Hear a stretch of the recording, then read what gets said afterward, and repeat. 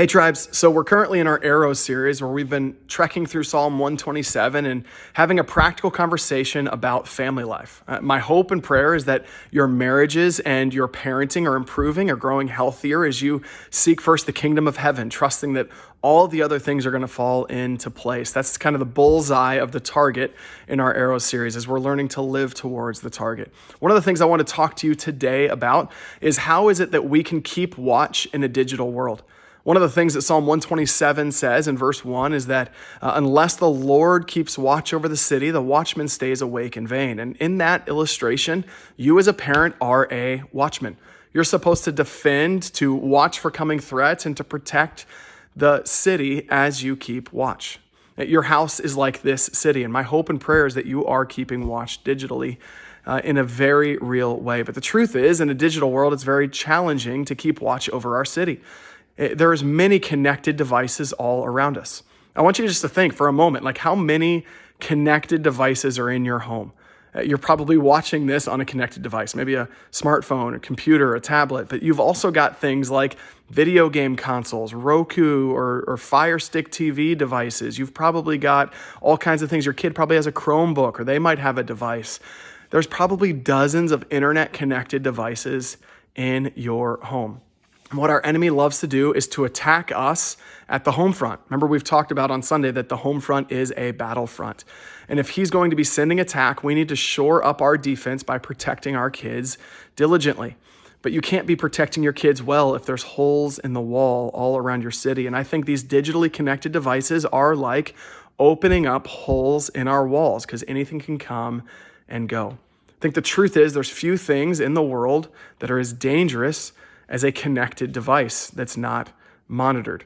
It's probably healthier and safer for you to give your kid, whatever their age, the keys to your car, a credit card with no spending limit, and just say, all right, peace out, go have fun, we'll see you when I see you, than having a unfiltered, connected device in their hand. Like they can access anything in the world. There's all kinds of brokenness and pain and suffering that they have direct connectivity to from the privacy of their own personal device. And one of the things I see parents fall into all the time is this lie that, well, my kid's device is their private property. Can I just challenge you to recognize that A, that's legally not true. It is your property because they live in your home. But secondly, it is a lie from the enemy. We aren't called to this private life where there's no accountability and unlimited freedom. We are called to pursue Christ-likeness in the context of community. And as a parent, that means that you are to call your kids into an accountable relationship where you help them pursue Christ-likeness. And so, yeah, you need to protect them. But if they're going to hit the target, you also need to be aiming them through a worldwide web of brokenness. And so one of the ways in which you can do that is by locking up their device. You need to digitally force everything in your home through the gate, right? So again, patch up the holes in your wall and force all the content in the home to come through the gate where you are keeping watch. This can happen on a number of different levels. There's great applications out there. There's some services you can use. For years, we have had protectivity on our devices. I've used things like Covenant Eyes. Accountable to You is the one that we've found the most success with. XXX Church is another one we've tried. I've found Accountable to You to be one of the best softwares in order to protect and filter content on devices. Nicole and I have it installed on our phones right now. One of the things that I like about Accountable to You is it uses a VPN, a virtual private network, rather than just a web browser app.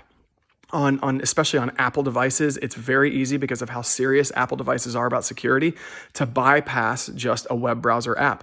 But with Accountable to You, it uses a VPN that you connect to the internet through, and on the VPN level, through their service, they monitor and filter all web connectivity, regardless if it's a social media app, if it's an internet search, whatever the case may be, it's filtered and monitored through Accountable to You's VPN. But we've recently discovered some things as our kids are getting older that Accountable to You has not done a great job filtering. First of all, internet-connected TVs and gaming consoles. There's no Accountable to You app for your Xbox or your Nintendo Switch, right? Or putting it on your Roku is not possible. And so also I've found out recently that text messages are not filtered through Accountable to You. So something we've moved to is a service called Bark. There's many others out there, like Disney has something called Circle that works on your home Wi-Fi. I like Bark a bit better, and there's some others out there that give this option, but Bark works on both the cell phone tower connection level, so like your cell phone, right, your smartphone, your tablet that might have cell phone access right through the tower, but it also works on the home router option, which is why I'm walking into our laundry room right now. That's where our router is. With Bark, you can buy this little, I think it's like a $70 device. It's called the Bark In-Home. It's a one-time fee. There's no monthly service required. If you only want to monitor the Wi-Fi in your home, you install this bad boy and it gives you step-by-step instructions for setting up Bark In-Home on your home Wi-Fi. Here's the great thing about that. Your kid brings home a Chromebook from school, which I think they have some type of monitoring on at the district level, but that Chromebook, everything it accesses on the internet is now being filtered and it'll alert you if there's something to talk about. Your Roku TV, like the shows that your kids are streaming have to connect to Wi-Fi, and that Bark in-home little hub, it will filter and again alert you if there's something that they're watching that's not appropriate. Even better, they have a buddy come over who has a device that has just no filtering on it whatsoever because you're not that kid's parent, but they come and connect to your home Wi-Fi, and then no matter what the type of device is, if they try to stream something or connect to something inappropriate on your home Wi-Fi, you're alerted about it and it's filtered out. There's some great strength to having that on the Wi-Fi level. But that alone, I don't think fixes the issue, because if your kid has a smartphone, they can just turn off the Wi-Fi and connect to the cell tower and bypass that whole thing. Quick side note on cell phones.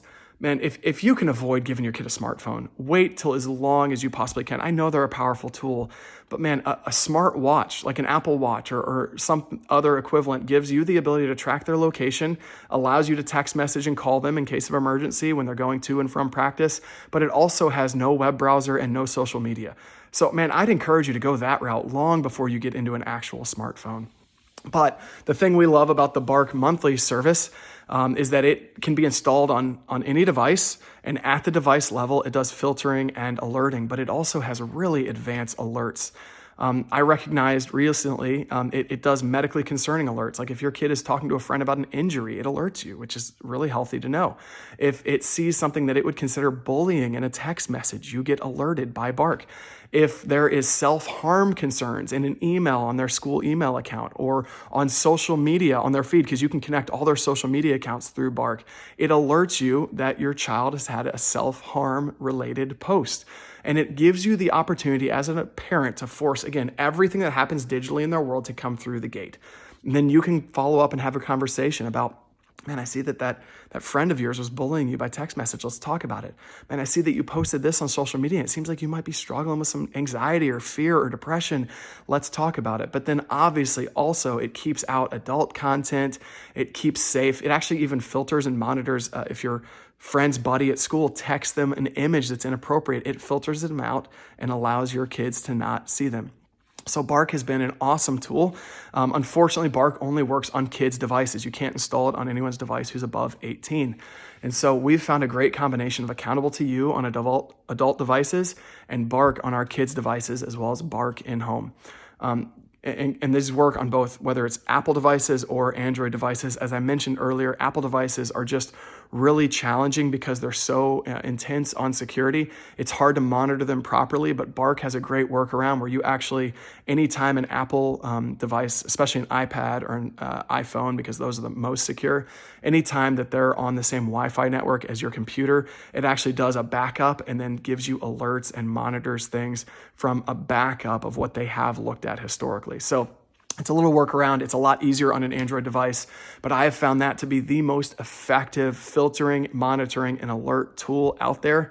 And so that's what we're using right now. Adult devices, we've got Accountable to You, and all of our kids' devices are connected to Bark, and we also have Bark in-home to take care of the Roku TVs, the streaming devices, any gaming consoles, all of that. Their Chromebooks from school, all of that is being filtered. But the big idea, again, is that we are forcing everything to go through one gate. Look, these tools can be powerful, but they can also be used to bring all kinds of destruction and distraction into your kids' lives. And if your kids are going to be sent out to hit the target, you need to be locking things up so that everything is forced through one gate that you can watch over with these tools. One last piece of advice is that I encourage you to talk with your spouse, pray together, and have an open dialogue with your kids on the why, the reason behind you putting these safeguards in place. The last thing we want your kids believing is that they are not being trusted or that they are just being locked up in prison until they turn 18.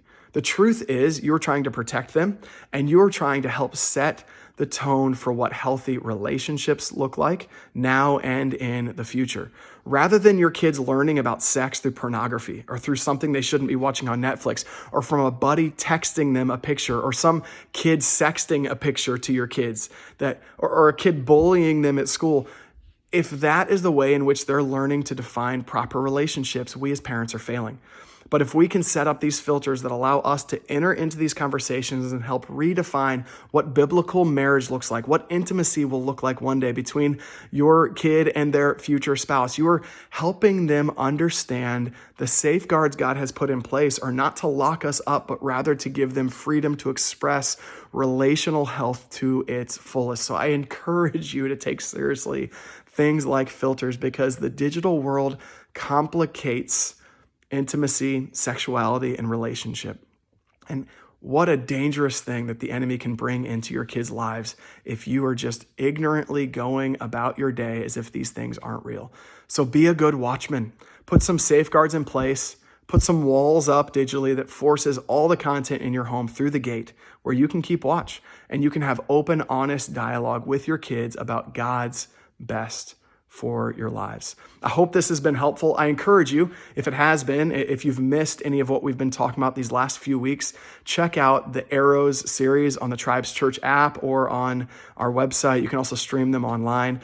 Also, if you're on the Tribes Church app, we've been releasing every week the family devotional guide to go along with the Arrows series.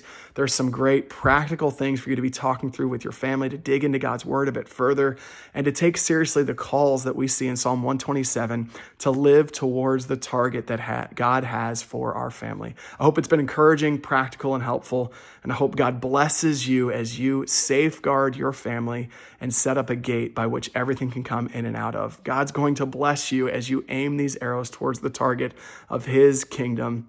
Because remember, arrows are an offensive weapon. You're only protecting them. You're only defending them for so long. The hope is that you would send them out as arrows launched from an archer's bow towards the target of Christ-likeness that is an offensive weapon against the kingdom of darkness in this world. So in Jesus' name, my hope is that we are sending our kids towards the right target by protecting them now and aiming them in the future. God bless. Have a great week.